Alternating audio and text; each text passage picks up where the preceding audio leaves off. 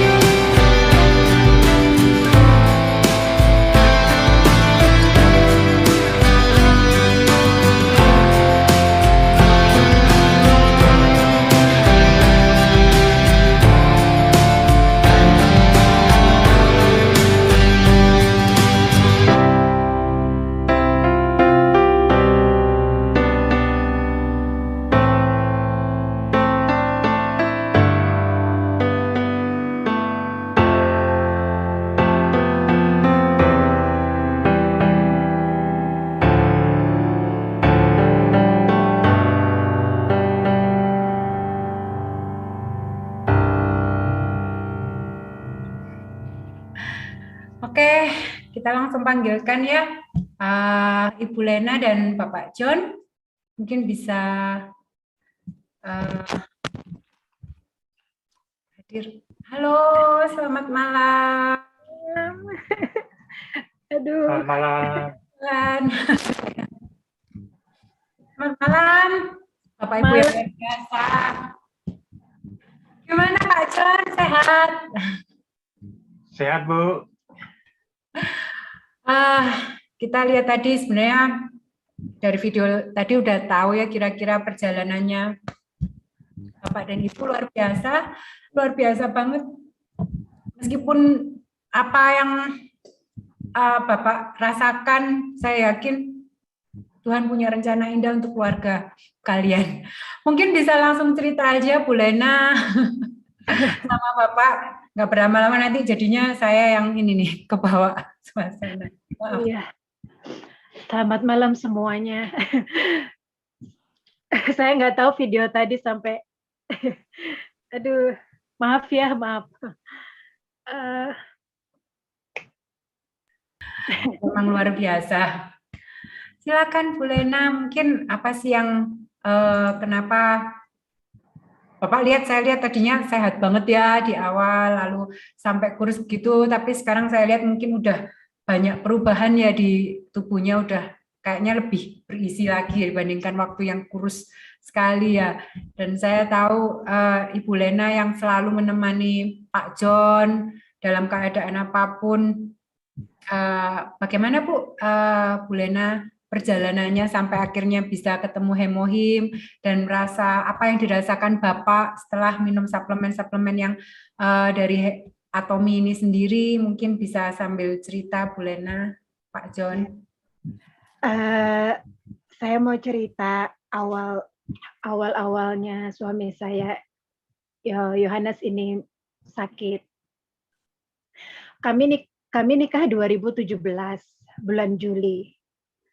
2018 Maret dia udah mulai gejala-gejala. Dan itu masih kita berobat ke klinik dan itu dikasih obatnya batu ginjal, buat obat batu ginjal terus. Terus kalau setiap pulang kerja capek sedikit kok ada keluhan.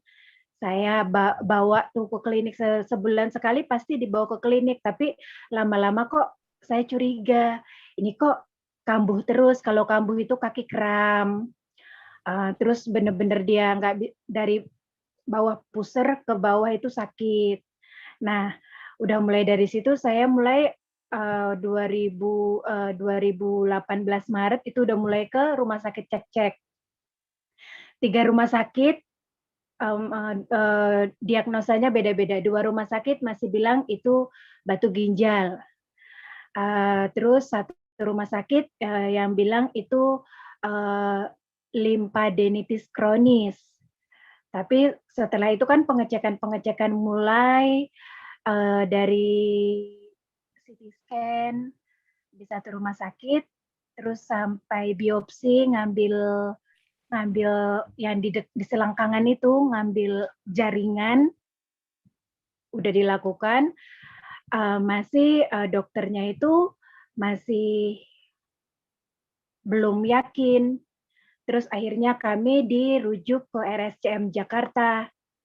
Coba kami rujuk ke sana. Nah, dari situ 2019 kami udah dirujuk ke RSCM. Di situ keadaannya yang kurus banget itu tuh, yang kurus banget itu tadi belum di kemo itu masih bener perutnya buncit, badan makin kurus, makin habis, perut buncit, pipisnya juga darah. Sebelum itu setiap minggu pasti dibawa ke IGD karena dia benar-benar pipis darah, nggak kuat. Jadi setiap dibawa ke IGD itu cuman selalu dikasih obat buat penahan nyeri sakitnya. Habis itu pulang. Terus aja setiap minggu begitu. Akhirnya dirawat di RSCM 2019 Desember tuh.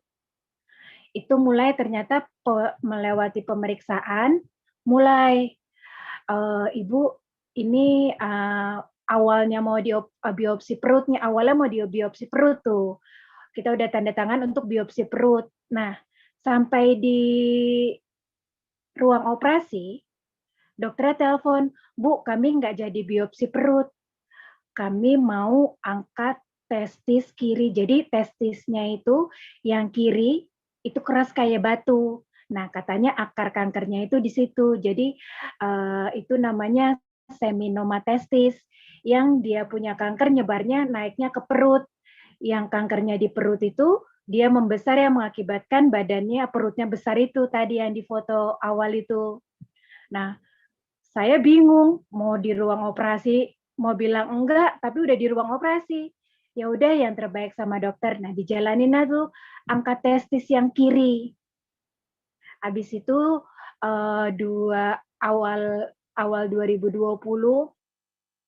Januari sampai Februari kan selama 1 bulan 13 hari itu kami dirawat di RSCM itu dari operasi terus persiapan kemoterapi siklus pertama itu 1 bulan 13 hari itu mulai. Nah, akhirnya di operasi testisnya diangkat terus ini jalan satu-satunya kemo Bu, katanya gitu. Akhirnya ya sudah kemonya dapat 6 siklus, 2020 itu 2020 sampai 21 itu, terus 3 siklus, kita belum kenal Emohim, 3 siklus tuh. Akhirnya kita kenal Emohim itu di siklus keempat ya. Nah, mau siklus keempat baru karena apa sih namanya kan udah menyebar ke tulang belakang di L2-nya itu kata dokter. Emohim, terus koyo. Awalnya juga saya nggak mau, apa nih, gitu kan. Karena sebelum berobat rumah sakit juga dia udah pulang kampung ke Flores dengan obat alternatif dan itu membuat makin parah. Nah di situ saya ini Emohim apa lagi gitu kan. Saya nggak mau alternatif, tapi saya tuh yakin Tuhan kalau ini jalanmu ya saya yakin ini buat bisa membantu untuk penyembuhannya John. Saya bilang gitu. Mulai 1 minum di siklus keempat kalau nggak salah itu. Di situ mulai sehari 1 rutin, efeknya ada. Biasanya kalau habis kemo itu kan muntah hebat, semuanya bener-bener drop kan, bener-bener drop itu muntah-muntah, nafsu makan hilang, nggak ada. Ini dia siklus keempat itu, kan 1 siklus itu dia hari 1 sampai hari ke-8 itu rawat inap, obat hari 1 sampai ke-5, obat masuk terus. Hari ke-8 lanjut kemo, nanti hari ke-15 lagi baru ke poli. Nah itu biasanya di hari pertama masuk obat kemo, dia langsung muntah hebat. Ini setelah kenal Emohim, daya tahan tubuh dia makin kuat. Jadi dia muntah itu di hari kelima, keempat obat masuk. Jadi dia baru mual, baru muntah. Itu siklus ke-6 obat BEP yang udah dijalanin. Nah, terus udah mulai itu dari hasil CT scan setelah kemo 6 siklus itu perubahannya nggak signifikan, dokter bilang. Akhirnya ditambah lagi 6 siklus. Sekarang yang dijalanin itu 6 siklus TIP, yang baru berjalan itu 4 siklus. Terakhir kemarin 14 Maret sampai 4 April itu dirawat inap. Itu benar-benar yang kemarin itu siklus keempat. Harusnya kalau untuk TIP itu 1 siklus hari ke-1 sampai ke-5 kemo. Hari ke-6-nya sudah boleh pulang. Nah, yang siklus kemarin itu benar-benar hebat. Itu masa-masa kritis yang John alami benar-benar. Sampai saya pasrah. Tuhan, kalau Tuhan mau ambil ini suami saya, nggak apa-apa, saya ikhlas. Itu efeknya kemarin itu yang Maret kemarin ini, obat masuk hari ke-1 sampai ke-5 itu aman. Hari Minggu kan harusnya pulang sorenya. Paginya dia udah mulai muntah hebat. Apa yang dimakan dia muntah, apa yang dimakan muntah. Malamnya dia diare. Saya masih tenang karena biasa memang efek kemo seperti itu kan. Nah terus diare nggak hilang-hilang. Saya hitungin, biasanya kan kalau suster sama dokter nanya diare berapa kali. Pas saya hitung sehari itu udah 15. Dan itu diarenya hijau dan air. Nah di situ mulai lemes muka-mukanya. Mau saya udah mulai, aduh ini kenapa diare, muntah diare. Terus dokternya, terus di situ sampai tensinya itu 80/45. Di situ udah mulai, susternya udah mulai agak-agak panik. Langsung diinfus 2 infusan langsung dikejar tuh 1 jam itu, pokoknya langsung dikejar sama susternya disuntik. Ternyata leukositnya drop, leukositnya cuma 80. Leukositnya 80, trombositnya cuma 700, terus kaliumnya sama natriumnya juga drop.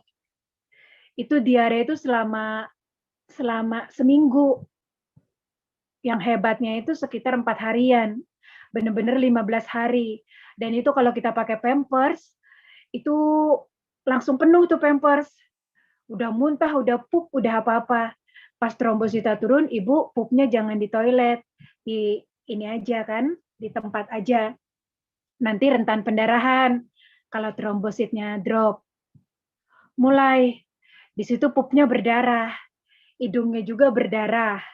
Sariawan di sini baru kecil, di sini berdarah nih, dia paling ini. Nah, di sini juga dia darah kecil, luka sariawan jadi kayak macam koreng gitu, pada awalnya sariawan. Nah, di situ. Nah, dari situ saya dikasih hemohimnya dirutinin, terus yang spirulinanya dikasih, vitamin B kompleks sama probiotik. Itu rutin, itu kasih ini, kasih probiotik, kasih spirulinanya dikasih tuh rutin.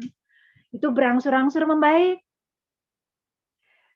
Itu saya di situ udah pasrah ngelihat keadaan suami saya itu, ya Tuhan, kalau mau ambil aja. Saya bilang begitu. Saking tapi saya saking ini masa kritis kedua, karena masa kritis pertamanya itu sebelum kemo itu yang badannya habis itu. Untuk atomi yang kayak spirulina kayak gitu, udah minum ini. Dikasih iron, hemohim juga. Terus udah mulai berangsur-angsur membaik. Awalnya dari diarenya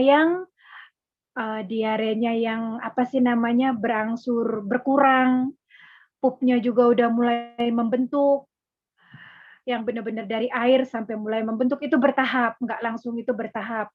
Mualnya juga hilang, awalnya mualnya hilang, baru diarenya yang berkurang di situ. Makanya sebelum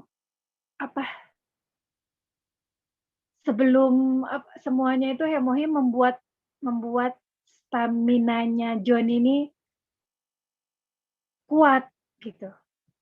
Karena sebelumnya itu sebelum masuk apa sih namanya, kemo siklus keempat ini, John kena COVID. Puji Tuhannya saya yang rawat, saya negatif terus. Saya makanya itu saya puji Tuhannya saya ngerawat, karena nggak ada lagi yang ngerawat dia. Di sini cuma saya yang ngerawat. Habis itu udah sempat untuk minum hemohim, karena hemohim saya nggak konsisten, karena kan hemohim lumayan ya buat saya harganya, dan saya yang sendiri yang kerja doang gitu kan. Jadi kalau ada ya saya minum, kalau enggak ya nanti dulu gitu. Jadi enggak rutin gitu. Tapi untuk sekarang bersyukur banyak yang orang baik hati kasih John untuk hemohim, spirulina, iron, terus apa sih probiotik. Jadi bisa rutin minumnya gitu, nggak bolong-bolong kayak sebelumnya gitu. Karena John sendiri bilang, iya ada perbedaan ketika sebelum kemo itu konsumsi hemohim dan lainnya secara rutin, sama nggak rutin, dia bilang gitu. Ada yang mau ditambahin? Ya, tambahkan sedikit. Malam Pak. Nah, di sini saya nambahkan sedikit Bu untuk hemohimnya yang saya rasakan ya selama saya kemo. Total kemoterapi yang saya jalani itu 12 siklus. Baru berjalan 10. Baru berjalan 10 siklus. Yang saya jalani 6 siklus pertama itu obat pertama. Setelah saya mengenal hemohim, saya kemo yang terakhir untuk siklus pertama, siklus ke-6 ya. Obat pertama itu dokter datang. Dokter saya sendiri, istri saya belum, istri saya masih di rumah, saya sendiri rumah sakit. Dokter bilang, Bapak hebat. Saya bilang, kenapa dokter? jarang loh Pak, ada yang bertahan sampai siklus ke-6 dengan obat ini. Ya, ini soal stamina, soal imun. Nah, setelah saya mengenal konsumsi Hemohim, jadi saya bisa melewati 10 siklus ini. Jadi tinggal 2 siklus ini, saya berdoa dan saya akan konsumsi terus Hemohim. Semoga lancar sampai 12 siklus. 12 siklus. Begitu. Ya, terima kasih. Mohon doanya 2 siklus lagi perjuangan kami. Yang dia kemarin drop itu dia sampai nangis-nangis di depan dokter. Dokter, saya nggak mau kemo lagi. Saya tobat. Saya nyerah untuk kemo. Tapi setelah Tuhan kasih kesempatan lagi, Tuhan kasih kesempatan sekarang, dan saya bilang, Tuhan punya rencana buat hidupmu. Jadi jangan nyerah. Saya aja nggak nyerah, saya bilang gitu. Saya tetap ada di samping kamu untuk selalu nemani kamu. Jadi kamu jangan menyerah, saya bilang gitu. Soalnya biasanya itu kalau dia nggak drop, dia kemo ke rumah sakit itu sendiri. Karena saya nggak boleh selalu izin cuti kan. Jadi kalau dia efeknya baru mual muntah, dan itu kalau kemo kan pipisnya sering, 10 menit sekali baru pipis. Itu baru saya izin. Nah, buat kemo yang kemarin bener-bener 2 minggu saya nggak kerja, 22 hari dirawat di RSCM, tapi puji Tuhan, kayak mimpi saya bisa pulang ke kosan hari ini. Itu benar-benar. Dan saya selama saya ngurus, karena benar-benar saya yang ngurus sendiri. Ketika suami saya kena COVID, Tuhan kasih kesehatan, saya negatif COVID. Ketika saya waktu kemarin 22 hari di rumah sakit, dan itu 4 hari benar-benar saya nggak tidur. Sekalinya tidur itu setengah jam, itu juga setengah jam dibangunin terus. Tuhan, saya juga konsumsi Hemohim ini baru kemarin karena kena COVID itu, saya harus sehat-sehat. Jadi saya harus, kalau saya sakit, suami saya siapa yang jaga gitu kan. Saya baru tuh, saya minum 1, baru kemarin yang 22 hari juga di rumah sakit saya udah mulai rutin. Yang biasa rutin saya cuma vitamin C. Vitamin C saya rutin, tapi Hemohim saya enggak. Tapi baru kali ini saya Hemohim rutin. Benar-benar. Iya, kalau John sekarang 2 sekali sehari itu 6, sekali minum 2.